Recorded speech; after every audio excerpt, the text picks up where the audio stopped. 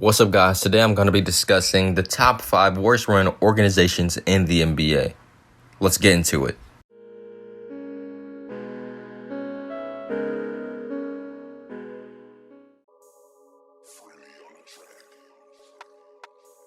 Man, when you talk about some of the worst run organizations in the NBA, these teams are definitely in the discussion.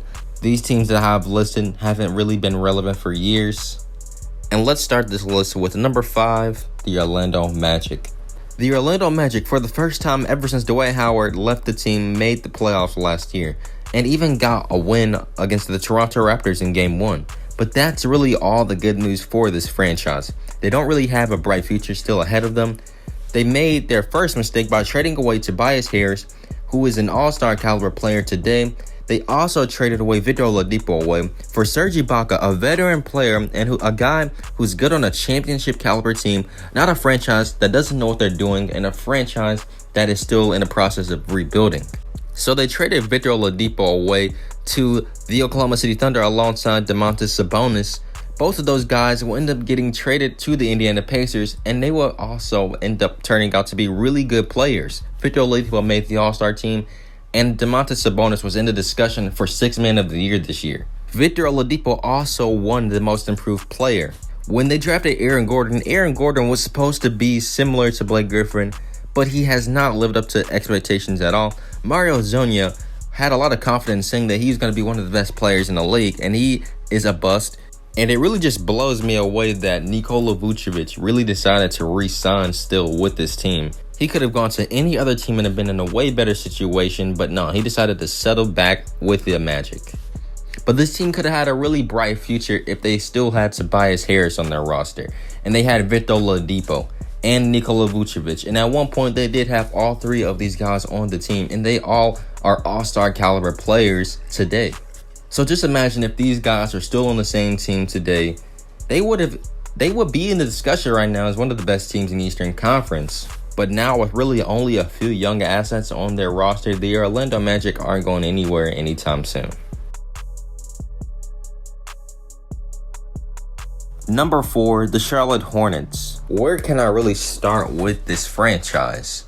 They haven't really been relevant at all. We cannot start this back to when they were the Bobcats and Michael Jordan decided to draft Adam Morrison. People who were comparing him to be the next Larry Bird, and well, that didn't exactly end up being the case.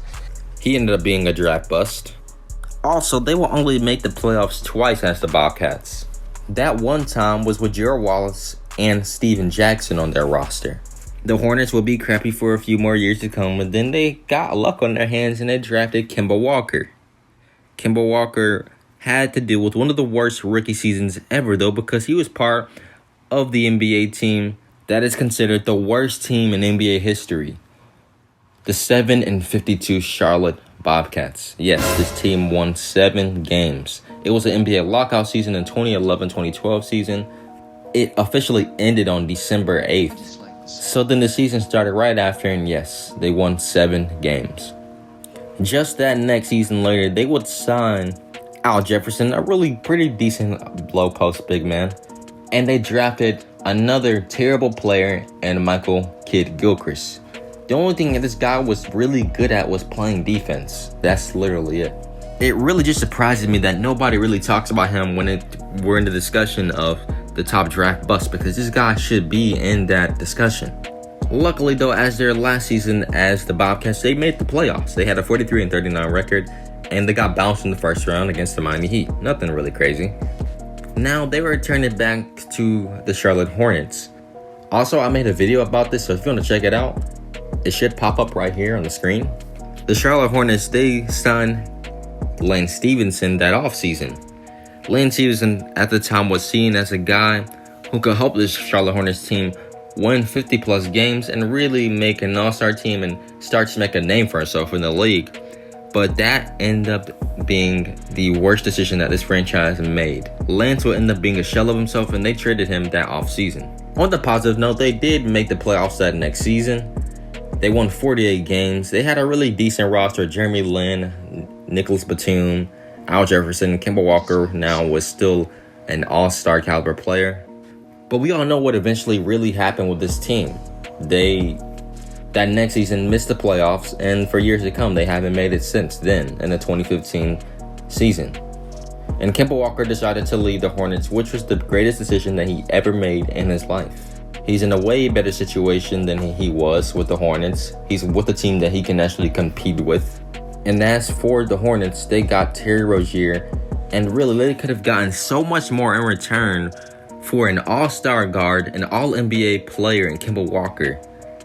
Yet you only get Terry Rozier. What sense does that make? They do have a few young pieces on their roster, but we're just gonna have to see how these guys turn out to be. Hopefully Michael Jordan doesn't find a way to screw this up as well.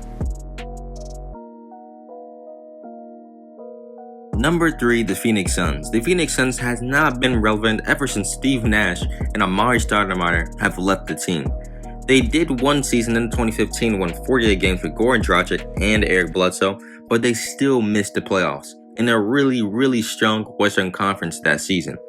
They both wound up getting traded away. Eric Bledsoe said it flat out, "I don't want to be here," and he was shipped off to Milwaukee in a way better situation, Eastern Conference Finals.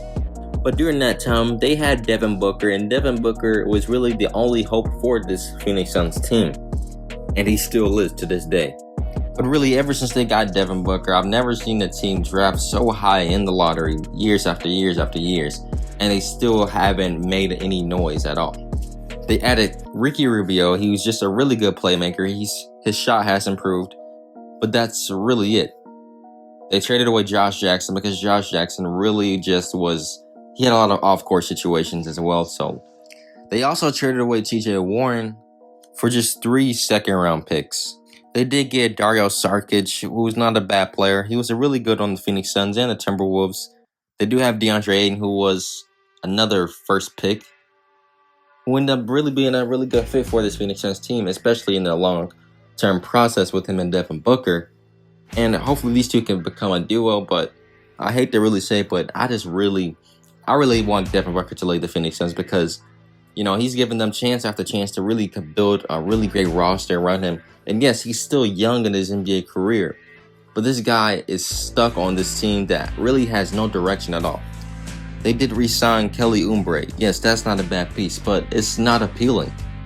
And they also have Mikal Bridges, who's a really good 3-and-D prototype player, and hopefully he can develop into something special. But that's the thing, time is what is really helping out this team because Devin Booker is young and DeAndre Ayton is still young, and these two guys are the best players on their team. So unless the Phoenix Suns decide to stop trying to rebuild and just trade for peace, then this team can really take another level. But for the time being, continuing to draft all these players and miss out, it's not really helping out the Phoenix Suns taking that next level that they should be taking. If the Phoenix Suns don't end up making the playoffs in the next 2 years, I will tell you this right now, Devin Booker is probably going to demand for a trade. Number 2, the Oklahoma City Thunder. We all know about the Oklahoma City Thunder. I'm not really going to talk about the past of James Harden because we all know the story behind this and how they messed up their chance of potentially winning multiple NBA championships. But I want to talk about right now Paul George and Russell Westbrook. Yes, they did not live up to their expectations, and they also had Carmelo Anthony for their first year, and they still couldn't make the second round of the playoffs. Even though, on a talent perspective, this roster is really good. You lose to the Blazers in 5 games, a series that should have easily went to 6 or 7 games with the Oklahoma City Thunder winning it. Then that offseason, Paul George demands a trade behind the scenes and nobody talks about it. And for a few months now, Russell Westbrook has wanted to get out of Oklahoma City. And they both will end up getting traded, Paul George to the Clippers for a numerous amount of draft picks. And they did get Shai Gilgeous-Alexander and Danilo Gallinari.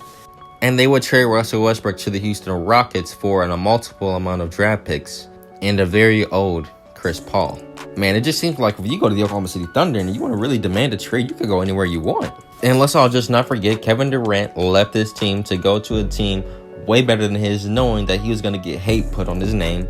And now the Oklahoma City Thunder are a mid-level rebuilding team. They still have a lot of role players on their roster, pretty decent role players as well too. And they have Steven Adams. They're probably going to try to move him eventually as well too. And who knows, they're probably going to try to get him for a numerous amount of draft picks as well.